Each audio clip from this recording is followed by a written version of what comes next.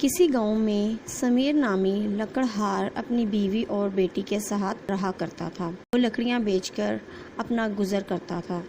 ایک دن وہ جنگل میں جا رہا تھا کہ کسی کے رونے کی آواز آئی۔ اس نے ادھر ادھر دیکھا اور آگے بڑھ گیا، لیکن آواز پھر آنے لگی۔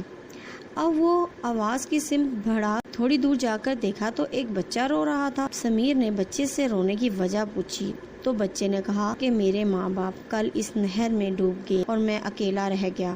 سمیر نے کچھ سوچا اور اس بچے کو گھر لے گیا۔ بچے کو بیوی کے حوالے کر کے وہ لکڑیاں کاٹنے چلا گیا۔ آج اسے لکڑیاں لے کر بازار جانا تھا۔ وہ بازار گیا تو ایک فیکٹری کے سیٹ نے اس سے کہا کہ آج سے تمہاری ساری لکڑیاں میں ہی خریدوں گا۔ یہ سن کر سمیر خوش ہو گیا۔ سیٹ نے اسے دگنی رقم دی تھی۔ اس نے بچے کے لیے کچھ کپڑے خریدے اور گھر آ گیا۔ گھر آ کر اسے پتا چلا کہ بچے کا نام حمزہ ہے۔ دوسرے دن وہ پھر بازار گیا۔ آج سیٹ نے اس سے کہا مجھے اپنے کام کے لیے ایک ایماندار آدمی کی ضرورت ہے اور تم اس کام کے لیے بہترین رہو گے، کیا تم یہ کام کرو گے؟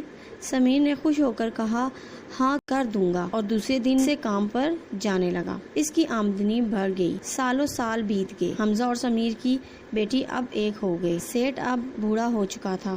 اس نے اپنی فیکٹری سمیر کے نام کر دی اور خود ملک سے باہر اپنے بیٹے کے پاس چلا گیا۔ کچھ عرصے میں سمیر نے شہر میں اپنا بنگلہ بنا لیا تھا۔ اب وہ لوگ اس بنگلے میں رہنے گئے۔ سمیر نے حمزہ کی شادی اپنی بیٹی سے کر دی۔ اب وہ لوگ ہنسی خوشی رہنے لگے۔ نیکی کبھی رائے گاہ نہیں جاتی۔